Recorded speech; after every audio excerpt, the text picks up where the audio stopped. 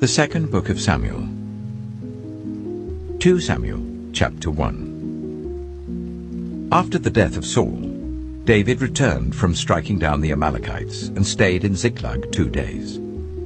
On the third day, a man arrived from Saul's camp with his clothes torn and dust on his head. When he came to David, he fell to the ground to pay him honor. "Where have you come from?" David asked him. He answered, "I have escaped from the Israelite camp." "What happened?" David asked. "Tell me." "The men fled from the battle," he replied. "Many of them fell and died. And Saul and his son Jonathan are dead." Then David said to the young man who brought him the report, "How do you know that Saul and his son Jonathan are dead?" "I happened to be on Mount Gilboa," the young man said, "and there was Saul leaning on his spear with the chariots and their drivers in hot pursuit. When he turned round and saw me, he called out to me, and I said, 'What can I do?' He asked me, 'Who are you?' 'An Amalekite,' I answered. Then he said to me, 'Stand here by me and kill me. I'm in the throes of death, but I'm still alive.' So I stood beside him and killed him, because I knew that after he had fallen he could not survive.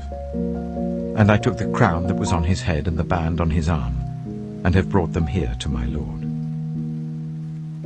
Then David and all the men with him took hold of their clothes and tore them. They mourned and wept and fasted till evening for Saul and his son Jonathan, and for the army of the Lord and for the nation of Israel, because they had fallen by the sword. David said to the young man who brought him the report, "Where are you from?" "I am the son of a foreigner, an Amalekite," he answered. David asked him, "Why weren't you afraid to lift your hand to destroy the Lord's anointed?" Then David called one of his men and said, "Go, strike him down." So he struck him down, and he died. For David had said to him, "Your blood be on your own head. Your own mouth testified against you when you said, 'I killed the Lord's anointed.'" David took up this lament concerning Saul and his son Jonathan, and he ordered that the people of Judah be taught this lament of the bow. It is written in the book of Jasher. "A gazelle lies slain on your heights, Israel. How the mighty have fallen. Tell it not in Gath. Proclaim it not in the streets of Ashkelon, lest the daughters of the Philistines be glad, lest the daughters of the uncircumcised rejoice. Mountains of Gilboa, may you have neither dew nor rain. May no showers fall on your terraced fields. For there the shield of the mighty was despised, the shield of Saul, no longer rubbed with oil. From the blood of the slain, from the flesh of the mighty, the bow of Jonathan did not turn back. The sword of Saul did not return unsatisfied. Saul and Jonathan, in life they were loved and admired, and in death they were not parted. They were swifter than eagles, they were stronger than lions. Daughters of Israel, weep for Saul, who clothed you in scarlet and finery, who adorned your garments with ornaments of gold. How the mighty have fallen in battle. Jonathan lies slain on your heights. I grieve for you, Jonathan, my brother. You were very dear to me. Your love for me was wonderful, more wonderful than that of women. How the mighty have fallen. The weapons of war have perished." 2 Samuel chapter 2. In the course of time, David inquired of the Lord. "Shall I go up to one of the towns of Judah?" he asked. The Lord said, "Go up." David asked, "Where shall I go?" "To Hebron," the Lord answered. So David went up there with his 2 wives, Ahinoam of Jezreel and Abigail, the widow of Nabal of Carmel. David also took the men who were with him, each with his family, and they settled in Hebron and its towns.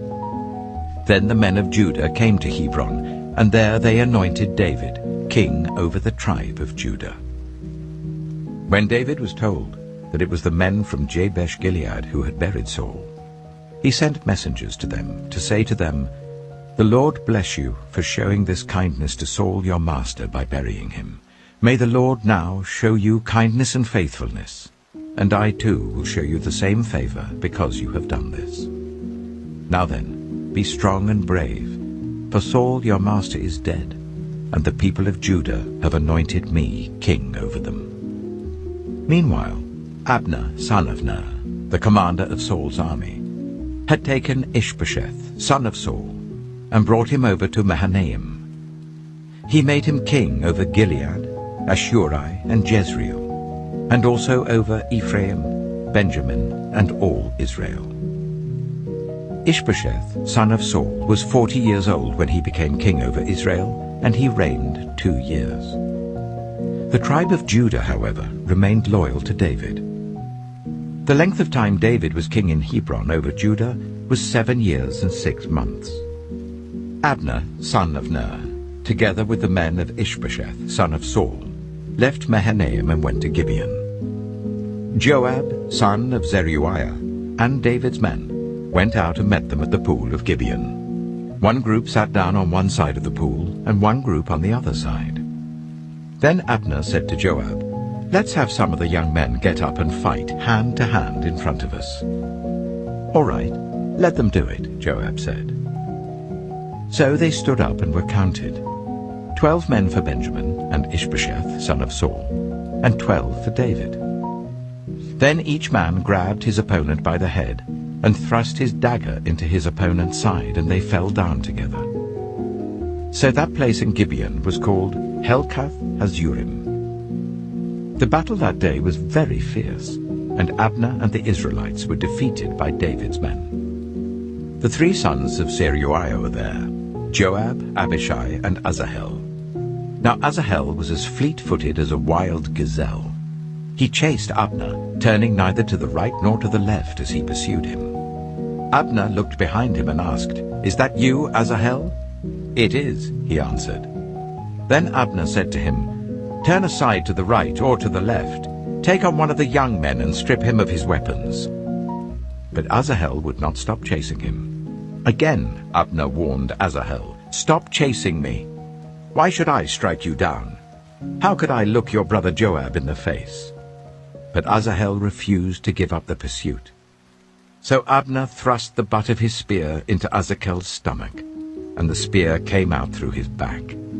He fell there and died on the spot. And every man stopped when he came to the place where Asahel had fallen and died.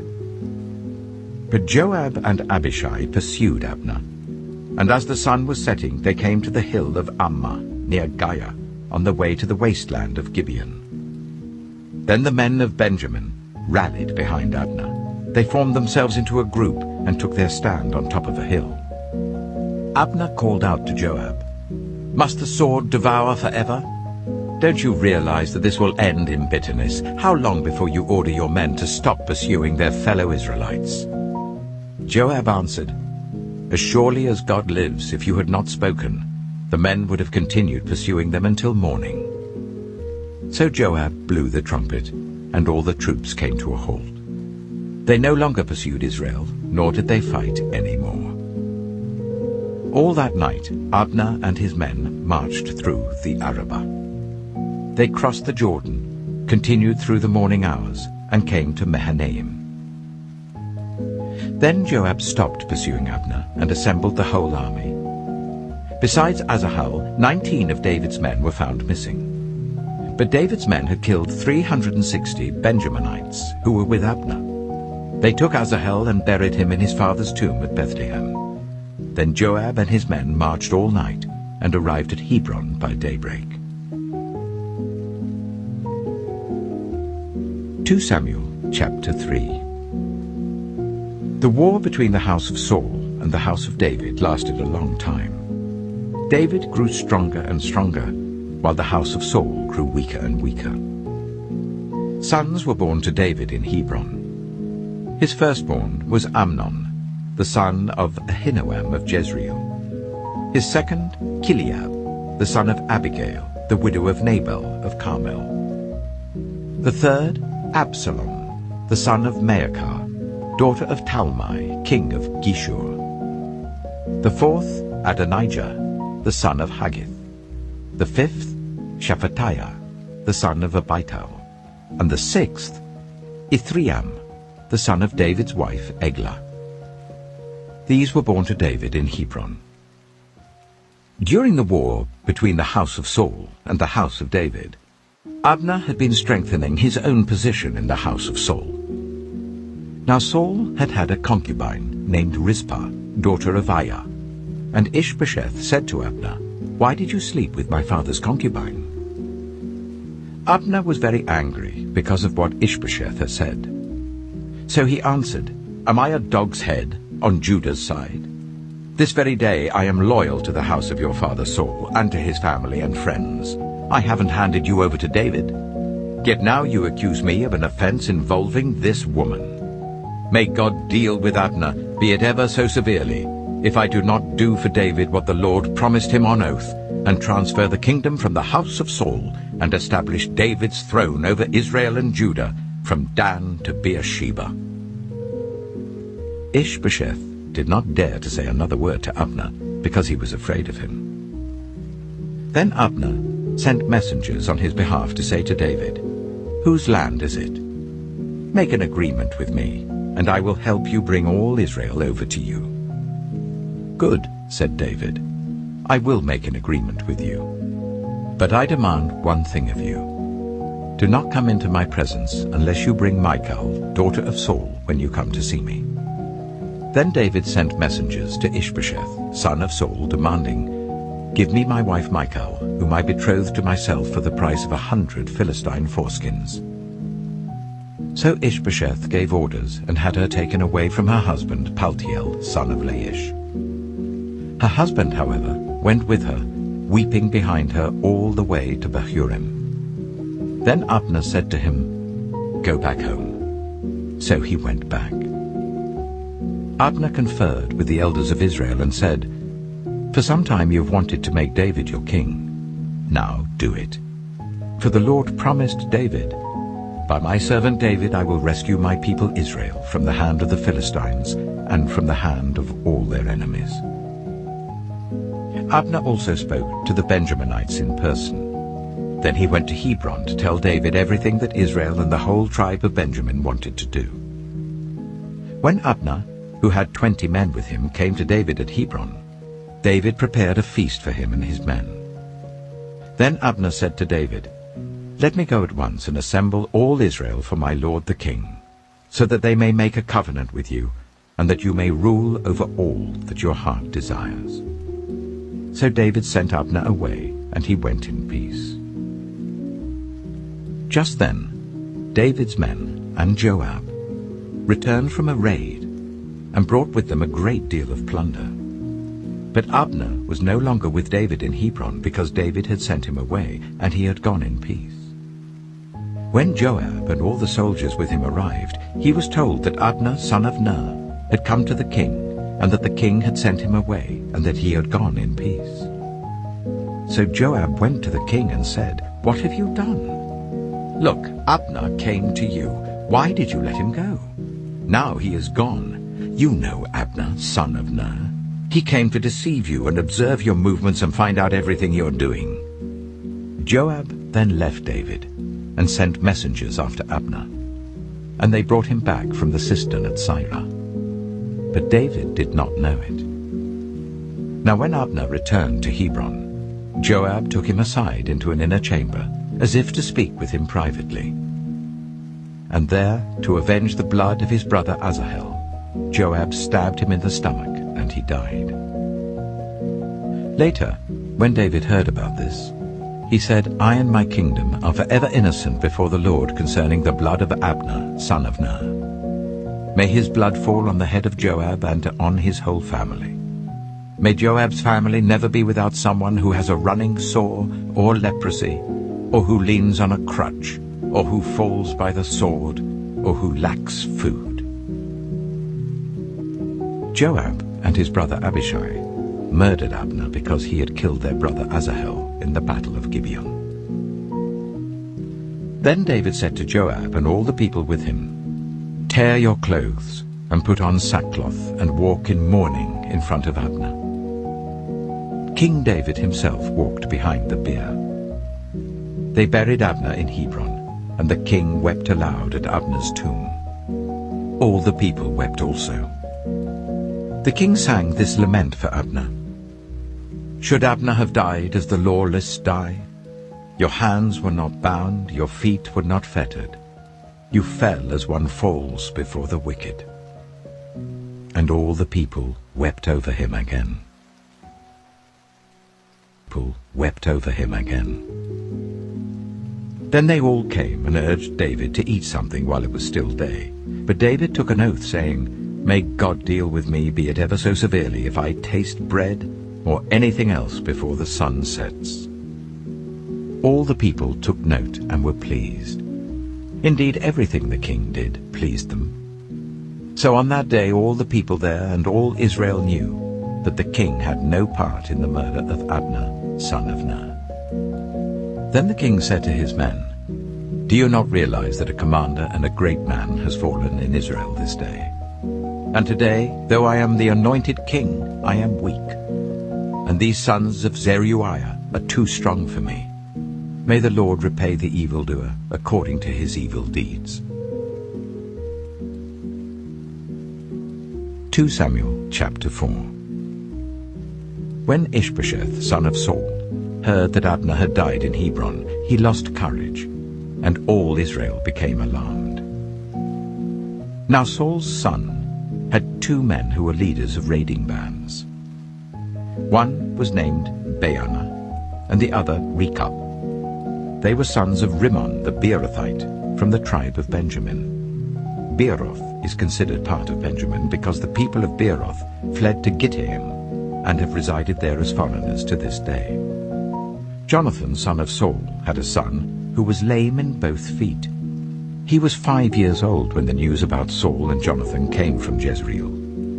His nurse picked him up and fled, but as she hurried to leave, he fell and became disabled.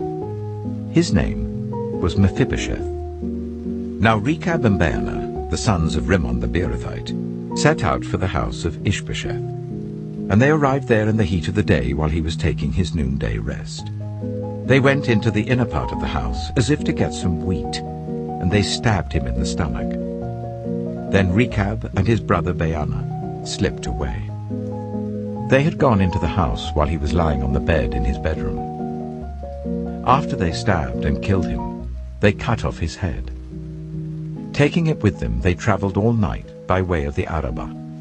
They brought the head of Ishbosheth to David at Hebron and said to the king, Here is the head of Ishbosheth, son of Saul, your enemy, who tried to kill you. This day the Lord has avenged my lord the king against Saul and his offspring. David answered Rechab and his brother Baanah, the sons of Rimmon the Beerothite, As surely as the Lord lives, who has delivered me out of every trouble, when someone told me, Saul is dead, and thought he was bringing good news, I seized him and put him to death in Ziklag. That was the reward I gave him for his news.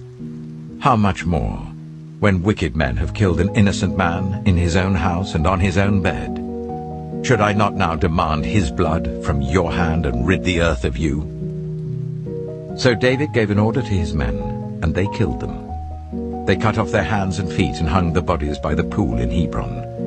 But they took the head of Ishbosheth and buried it in Abner's tomb at Hebron. 2 Samuel chapter 5. All the tribes of Israel came to David at Hebron and said, We are your own flesh and blood. In the past, while Saul was king over us, you were the one who led Israel on their military campaigns. And the Lord said to you, You shall shepherd my people Israel, and you shall become their ruler. When all the elders of Israel had come to King David at Hebron, the king made a covenant with them at Hebron before the Lord, and they anointed David king over Israel. David was 30 years old when he became king, and he reigned for 40 years. In Hebron he reigned over Judah for 7 years and 6 months, and in Jerusalem he reigned over all Israel and Judah for 33 years. The king and his men marched to Jerusalem to attack the Jebusites who lived there. The Jebusites said to David, "You will not get in here. Even the blind and the lame can ward you off." They thought, "David cannot get in here." Nevertheless, David captured the fortress of Zion, which is the city of David. On that day, David had said, "Anyone who conquers the Jebusites will have to use the water shaft to reach those lame and blind, who are David's enemies. That is why they say, 'The blind and lame will not enter the palace.'" David then took up residence in the fortress and called it the City of David. He built up the area around it from the terraces inwards, and he became more and more powerful because the Lord God Almighty was with him. Now Hiram, king of Tyre, sent envoys to David, along with cedar logs and carpenters and stonemasons, and they built a palace for David. Then David knew that the Lord had established him as king over Israel, and had exalted his kingdom for the sake of his people Israel. After he left Hebron, David took more concubines and wives in Jerusalem, and more sons and daughters were born to him. These are the names of the children born to him there: Shammua, Shobab, Nathan, Solomon, Ibhar, Elishua, Nepheg, Japhiah, Elishama, Eliada, and Eliphalet. When the Philistines heard that David had been anointed king over Israel, they went up in full force to search for him. But David heard about it and went down to the stronghold. Now the Philistines had come and spread out in the valley of Rephaim. So David inquired of the Lord, "Shall I go and attack the Philistines? Will you deliver them into my hands?" The Lord answered him, "Go, for I will surely deliver the Philistines into your hands."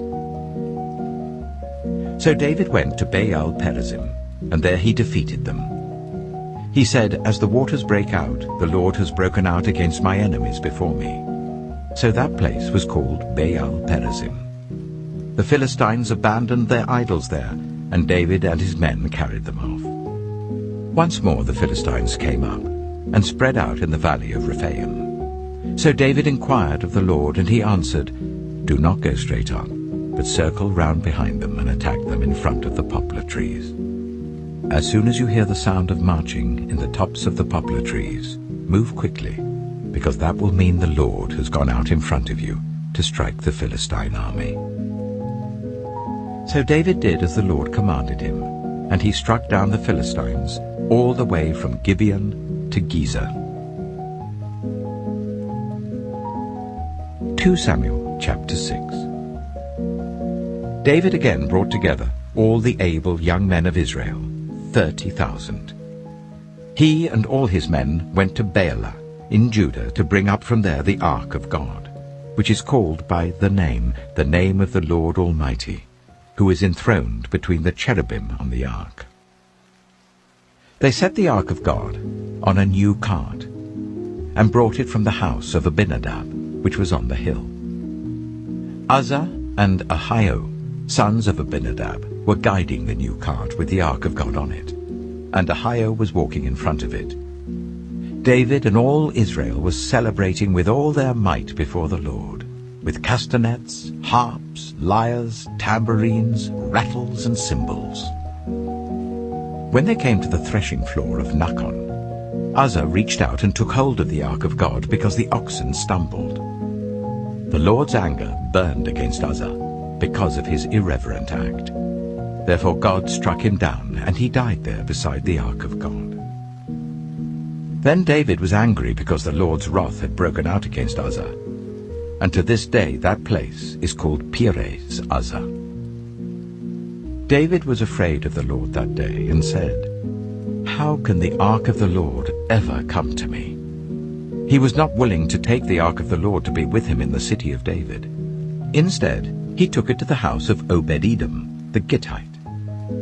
The ark of the Lord remained in the house of Obed-Edom the Gittite for 3 months, and the Lord blessed him and his entire household. Now King David was told, "The Lord has blessed the household of Obed-Edom and everything he has because of the ark of God." So David went to bring up the ark of God from the house of Obed-Edom to the city of David with rejoicing. When those who were carrying the ark of the Lord had taken 6 steps, he sacrificed a bull and a fattened calf. Wearing a linen ephod, David was dancing before the Lord with all his might, while he and all Israel were bringing up the ark of the Lord with shouts and the sound of trumpets. As the ark of the Lord was entering the city of David, Michal, daughter of Saul, watched from a window, and when she saw King David leaping and dancing before the Lord, she despised him in her heart. They brought the ark of the Lord and set it in its place inside the tent that David had pitched for it, and David sacrificed burnt offerings and fellowship offerings before the Lord. After he had finished sacrificing the burnt offerings and fellowship offerings, he blessed the people in the name of the Lord Almighty. Then he gave a loaf of bread, a cake of dates, and a cake of raisins to each person in the whole crowd of Israelites, both men and women, and all the people went to their homes. When David returned home to bless his household, Michal, daughter of Saul, came out to meet him and said, "How the king of Israel has distinguished himself today, going around half naked in full view of the slave girls of his servants, as any vulgar fellow would." David said to Michal, "It was before the Lord, who chose me rather than your father or anyone from his house when he appointed me ruler over the Lord's people Israel. I will celebrate before the Lord. I will become even more undignified than this. I will be humiliated in my own eyes. But by these slave girls you spoke of, I will be held in honor." And Michal, daughter of Saul, had no children to the day of her death. 2 Samuel chapter 7. After the king was settled in his palace, and the Lord had given him rest from all his enemies around him, he said to Nathan the prophet, "Here I am, living in a house of cedar, while the ark of God remains in a tent."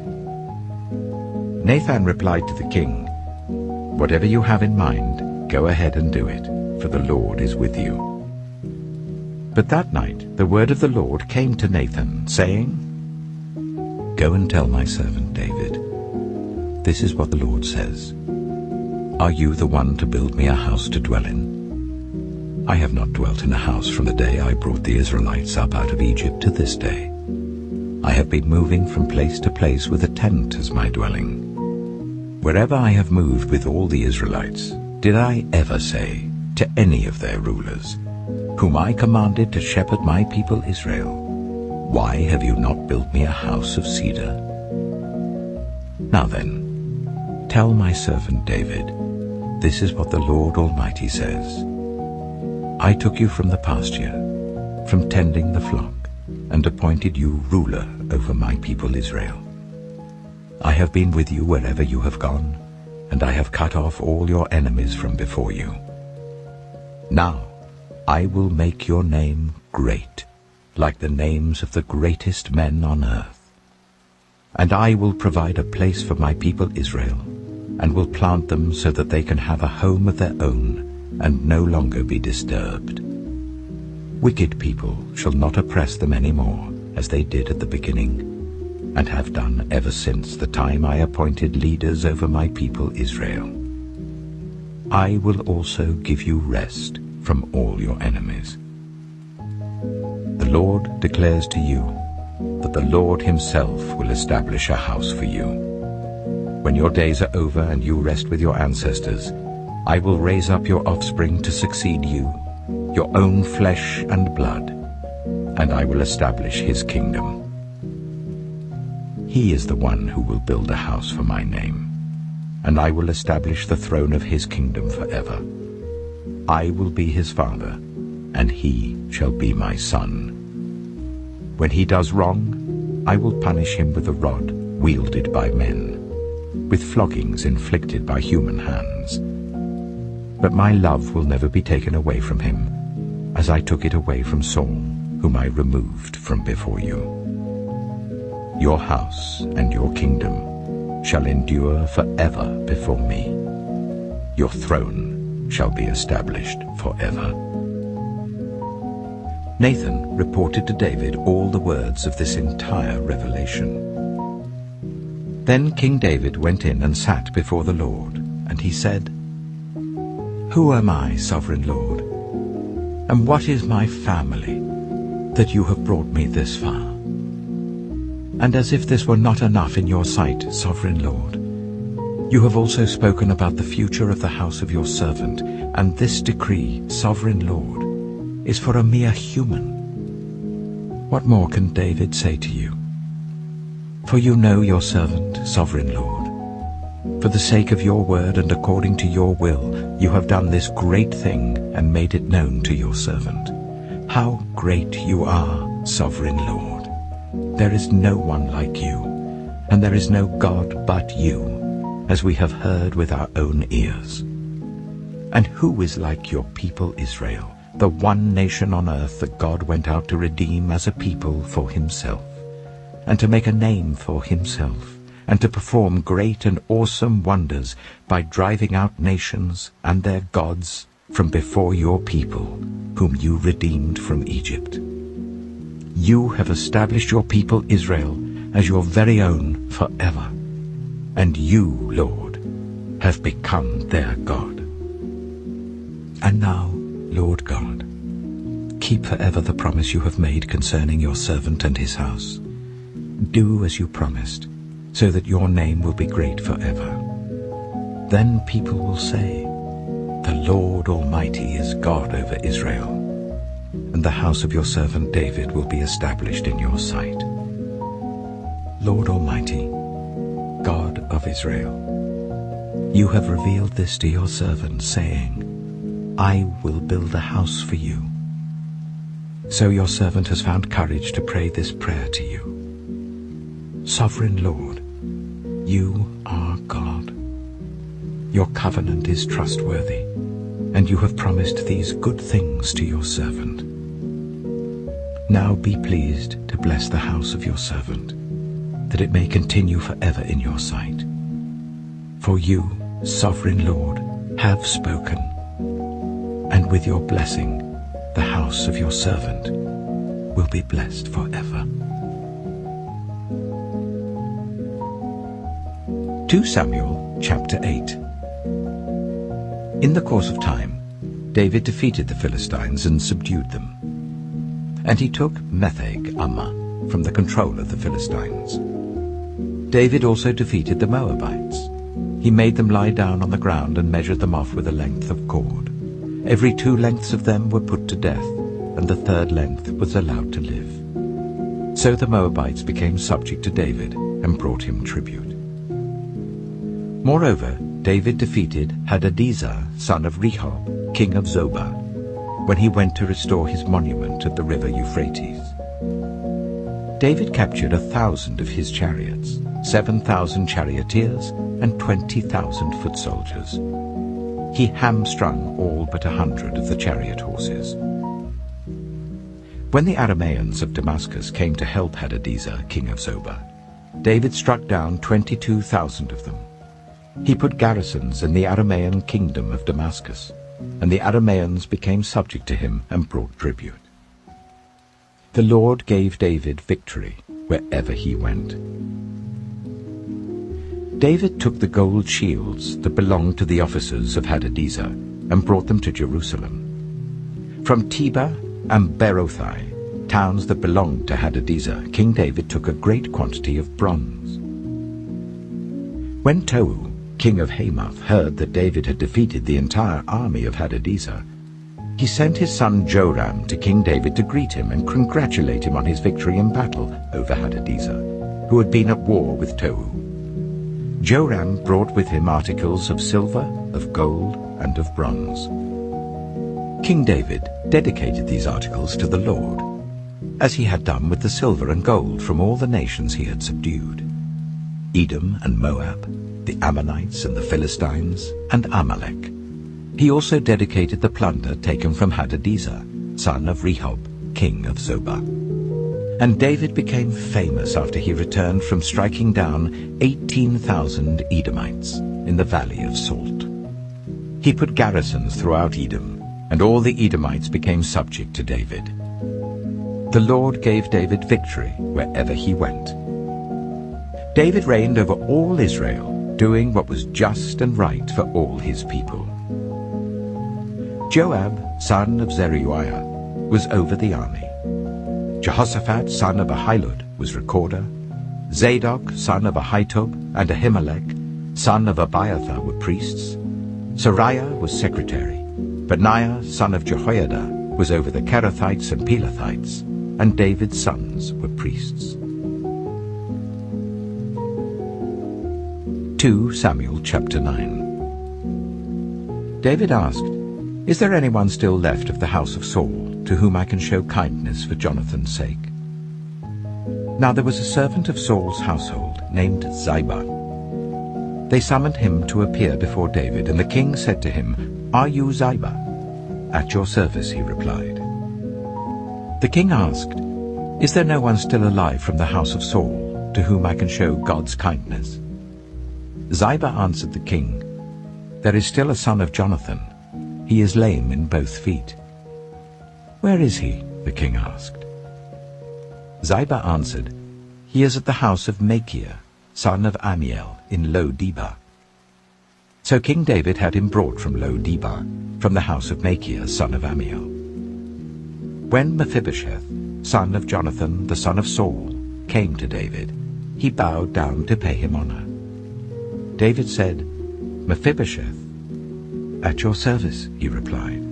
"Don't be afraid," David said to him, "for I will surely show you kindness for the sake of your father Jonathan. I will restore to you all the land that belonged to your grandfather Saul, and you will always eat at my table." Mephibosheth bowed down and said, "What is your servant, that you should notice a dead dog like me?" Then the king summoned Ziba, Saul's steward, and said to him, "I have given your master's grandson everything that belonged to Saul and his family. You and your sons and your servants are to farm the land for him and bring in the crops, so that your master's grandson may be provided for. And Mephibosheth, grandson of your master, will always eat at my table." Now Ziba had 15 sons and 20 servants. Then Ziba said to the king, "Your servant will do whatever my lord the king commands his servant to do." So Mephibosheth ate at David's table like one of the king's sons. Mephibosheth had a young son named Micah, and all the members of Ziba's household were servants of Mephibosheth. And Mephibosheth lived in Jerusalem because he always ate at the king's table. He was lame in both feet. 2 Samuel chapter 10. In the course of time, the king of the Ammonites died, and his son Hanun succeeded him as king. David thought, "I will show kindness to Hanun, son of Nahash, just as his father showed kindness to me." So David sent a delegation to express his sympathy to Hanun concerning his father. When David's men came to the land of the Ammonites, the Ammonite commanders said to Hanun their lord, "Do you think David is honoring your father by sending envoys to you to express sympathy? Hasn't David sent them to you only to explore the city and spy it out and overthrow it?" So Hanun seized David's envoys, shaved off half of each man's beard, cut off their garments at the buttocks, and sent them away. When David was told about this, he sent messengers to meet the men, for they were greatly humiliated. The king said, "Stay at Jericho till your beards have grown, and then come back." When the Ammonites realized that they had become obnoxious to David, they hired 20,000 Aramean foot soldiers from Beth-rehob and Zobah, as well as the king of Maacah with 1,000 men, and also 12,000 men from Tob. On hearing this, David sent Joab out with the entire army of fighting men. The Ammonites came out and drew up in battle formation at the entrance of their city gate, while the Arameans of Zobah and Rehob and the men of Tob and Maacah were by themselves in the open country. Joab saw that there were battle lines in front of him and behind him. So he selected some of the best troops in Israel and deployed them against the Arameans. He put the rest of the men under the command of Abishai his brother and deployed them against the Ammonites. Joab said, "If the Arameans are too strong for me, then you are to come to my rescue. But if the Ammonites are too strong for you, then I will come to rescue you. Be strong, and let us fight bravely for our people and the cities of our God. The Lord will do what is good in his sight." Then Joab and the troops with him advanced to fight the Arameans, and they fled before him.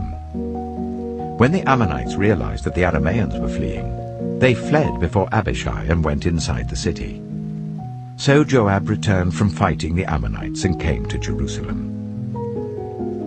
After the Arameans saw that they had been routed by Israel, they regrouped. Hadadezer had Arameans brought from beyond the river Euphrates. They went to Helam, with Shobak, the commander of Hadadezer's army, leading them. When David was told of this, he gathered all Israel, crossed the Jordan, and went to Helam. The Arameans formed their battle lines to meet David and fought against him. But they fled before Israel, and David killed 700 of their charioteers and 40,000 of their foot soldiers. He also struck down Shobak, the commander of their army, and he died there. When all the kings who were vassals of Hadadezer saw that they had been routed by Israel, they made peace with the Israelites and became subject to them. So the Arameans were afraid to help the Ammonites any more. 2 Samuel chapter 11. In the spring, at the time when kings go off to war, David sent Joab out with the king's men and the whole Israelite army. They destroyed the Ammonites and besieged Rabbah, but David remained in Jerusalem. One evening, David got up from his bed and walked around on the roof of the palace. From the roof, he saw a woman washing. The woman was very beautiful, and David sent someone to find out about her. The man said, "She is Bathsheba, the daughter of Eliam, and the wife of Uriah the Hittite." Then David sent messengers to get her. She came to him, and he slept with her. Now she was purifying herself from her monthly uncleanness. Then she went back home. The woman conceived and sent word to David, saying, "I am pregnant." So David sent this word to Joab, "Send me Uriah the Hittite." And Joab sent him to David. When Uriah came to him, David asked him how Joab was, how the soldiers were, and how the war was going. Then David said to Uriah, "Go down to your house and wash your feet." So Uriah left the palace, and a gift from the king was sent after him. But Uriah slept at the entrance to the palace with all his master's servants, and did not go down to his house.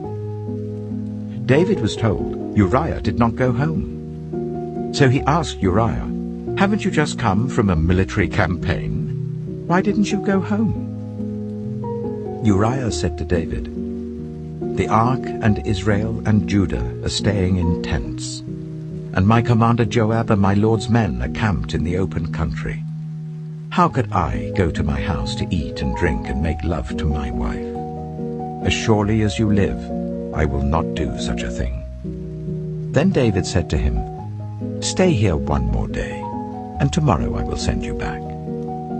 So Uriah remained in Jerusalem that day and the next. At David's invitation, he ate and drank with him, and David made him drunk.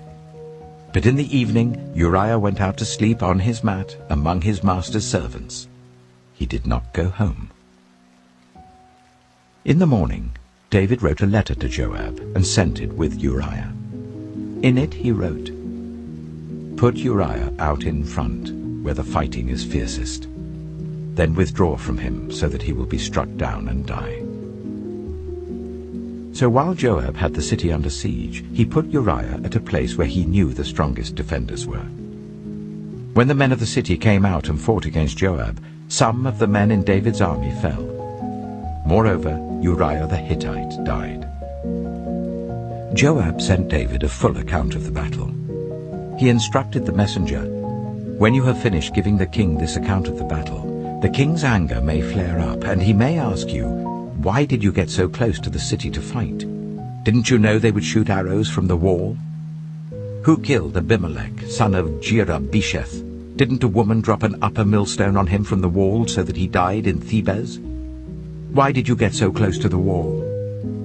If he asks you this, then say to him, 'Moreover, your servant Uriah the Hittite is dead.'"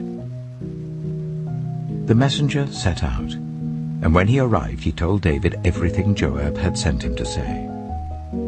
The messenger said to David, "The men overpowered us and came out against us in the open, but we drove them back to the entrance of the city gate. Then the archers shot arrows at your servants from the wall, and some of the king's men died. Moreover, your servant Uriah the Hittite is dead." David told the messenger, "Say this to Joab, 'Don't let this upset you. The sword devours one as well as another. Press the attack against the city and destroy it.'" Say this to encourage Joab. When Uriah's wife heard that her husband was dead, she mourned for him. After the time of mourning was over, David had her brought to his house, and she became his wife and bore him a son. But the thing David had done displeased the Lord. 2 Samuel chapter 12. The Lord sent Nathan to David. When he came to him, he said, "There were 2 men in a certain town, one rich and the other poor. The rich man had a very large number of sheep and cattle, but the poor man had nothing except one little ewe lamb that he had bought. He raised it, and it grew up with him and his children. It shared his food, drank from his cup, and even slept in his arms. It was like a daughter to him. Now a traveler came to the rich man, but the rich man refrained from taking one of his own sheep or cattle to prepare a meal for the traveler who had come to him. Instead, he took the ewe lamb that belonged to the poor man and prepared it for the one who had come to him. David burned with anger against the man and said to Nathan, "As surely as the Lord lives, the man who did this must die. He must pay for that lamb 4 times over because he did such a thing and had no pity." Then Nathan said to David, "You are the man. This is what the Lord, the God of Israel, says. I anointed you king over Israel, and I delivered you from the hand of Saul. I gave your master's house to you, and your master's wives into your arms. I gave you all Israel and Judah.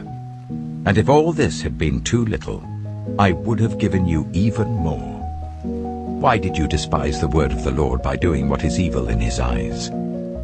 You struck down Uriah the Hittite with the sword and took his wife to be your own. You killed him with the sword of the Ammonites.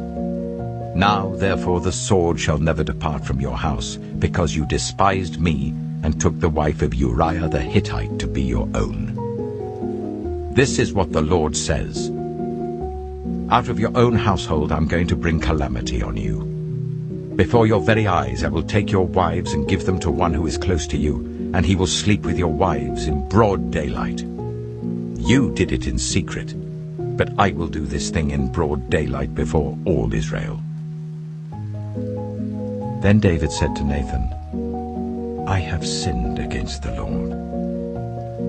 Nathan replied, "The Lord has taken away your sin.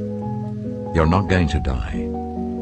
But because by doing this you have shown utter contempt for the Lord, the son born to you will die."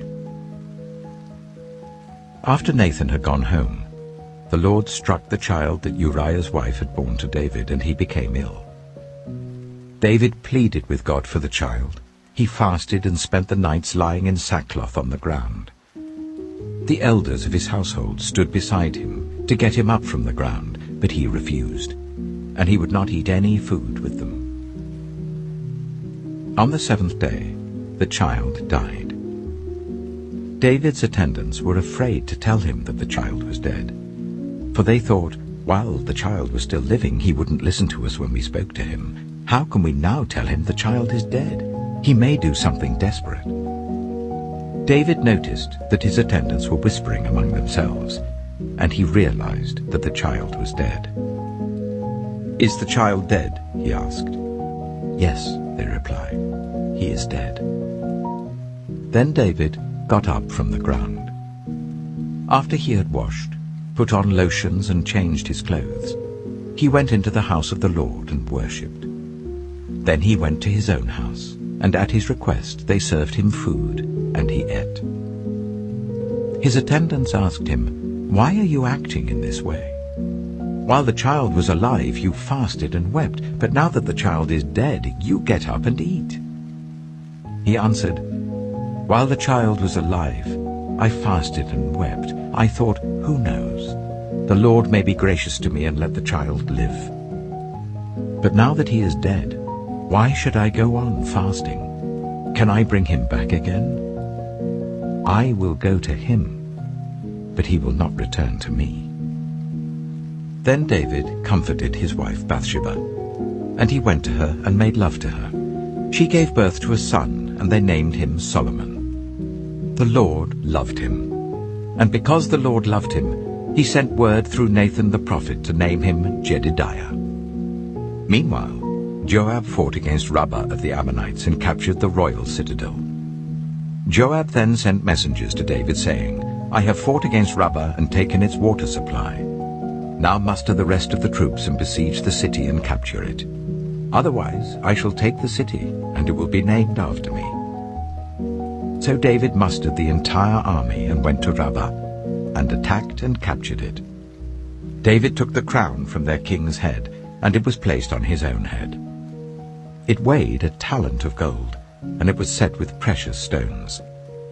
David took a great quantity of plunder from the city, and brought out the people who were there, consigning them to labor with saws and with iron picks and axes, and he made them work at brickmaking. David did this to all the Ammonite towns. Then he and his entire army returned to Jerusalem. 2 Samuel chapter 13. In the course of time, Amnon, son of David, fell in love with Tamar, the beautiful sister of Absalom, son of David. Amnon became so obsessed with his sister Tamar that he made himself ill. She was a virgin, and it seemed impossible for him to do anything to her. Now Amnon had an adviser named Jonadab, son of Shimeah, David's brother. Jonadab was a very shrewd man. He asked Amnon, "Why do you, the king's son, look so haggard morning after morning? Won't you tell me?" Amnon said to him, "I'm in love with Tamar, my brother Absalom's sister." "Go to bed and pretend to be ill," Jonadab said. "When your father comes to see you, say to him, 'I would like my sister Tamar to come and give me something to eat. Let her prepare the food in my sight, so that I may watch her and then eat it from her hand.'" So Amnon lay down and pretended to be ill. When the king came to see him, Amnon said to him, "I would like my sister Tamar to come and make some special bread in my sight, so that I may eat from her hand." David sent word to Tamar at the palace, "Go to the house of your brother Amnon and prepare some food for him." So Tamar went to the house of her brother Amnon, who was lying down. She took some dough, kneaded it, made the bread in his sight, and baked it. Then she took the pan and served him the bread, but he refused to eat. "Send everyone out of here," Amnon said. So everyone left him. Then Amnon said to Tamar, "Bring the food here into my bedroom, so that I may eat it from your hand." And Tamar took the bread she had prepared and brought it to her brother Amnon in his bedroom. But when she took it to him to eat, he grabbed her and said, "Come to bed with me, my sister." "No, my brother," she said to him, "don't force me. Such a thing should not be done in Israel. Don't do this wicked thing. What about me? Where could I get rid of my disgrace? And what about you? You would be like one of the wicked fools in Israel. "Please speak to the king. He will not keep me from being married to you." But he refused to listen to her, and since he was stronger than she, he raped her. Then Amnon hated her with intense hatred. In fact, he hated her more than he had loved her. Amnon said to her, "Get up and get out." "No," she said to him. "Sending me away would be a greater wrong than what you have already done to me." But he refused to listen to her. He called his personal servant and said, "Get this woman out of my sight and bolt the door after her." So his servant put her out and bolted the door after her. She was wearing an ornate robe, for this was the kind of garment the virgin daughters of the king wore. Tamar put ashes on her head and tore the ornate robe she was wearing. She put her hands on her head and went away, weeping aloud as she went. Her brother Absalom said to her, "Has that Amnon, your brother, been with you?" "Be quiet for now, my sister. He is your brother. Don't take this thing to heart." And Tamar lived in her brother Absalom's house, a desolate woman. When King David heard all this, he was furious. And Absalom never said a word to Amnon, either good or bad. He hated Amnon because he had disgraced his sister Tamar. 2 years later, when Absalom's sheep shearers were at Baal Hazor, near the border of Ephraim, he invited all the king's sons to come there. Absalom went to the king and said, "Your servant has had shearers come. Will the king and his attendants please join me?" "No, my son," the king replied. "All of us should not go. We would only be a burden to you." Although Absalom urged him, he still refused to go but gave him his blessing. Then Absalom said, "If not, please let my brother Amnon come with us." The king asked him, "Why should he go with you?" But Absalom urged him. So he sent with him Amnon and the rest of the king's sons. Absalom ordered his men, "Listen, when Amnon is in high spirits from drinking wine, and I say to you, 'Strike Amnon down,' then kill him. Don't be afraid. Haven't I given you this order? Be strong and brave." So Absalom's men did to Amnon what Absalom had ordered. Then all the king's sons got up, mounted their mules, and fled. While they were on their way, the report came to David, "Absalom has struck down all the king's sons. Not one of them is left." The king stood up, tore his clothes, and lay down on the ground, and all his attendants stood by with their clothes torn. But Jonadab, son of Shimeah, David's brother, said, "My lord should not think that they killed all the princes. Only Amnon is dead." This has been Absalom's express intention ever since the day that Amnon raped his sister Tamar. My lord the king should not be concerned about the report that all the king's sons are dead. Only Amnon is dead. Meanwhile, Absalom had fled. Now the man standing watch looked up and saw many people on the road west of him coming down the side of the hill. The watchman went and told the king, "I see men in the direction of Horonaim on the side of the hill." Jonadab said to the king, "See, the king's sons have come. It has happened just as your servant said." As he finished speaking, the king's sons came in, wailing loudly. The king too, and all his attendants, wept very bitterly. Absalom fled and went to Talmai, son of Ammihud, the king of Geshur. But King David mourned many days for his son. After Absalom fled and went to Geshur, he stayed there for 3 years, and King David longed to go to Absalom, for he was consoled concerning Amnon's death.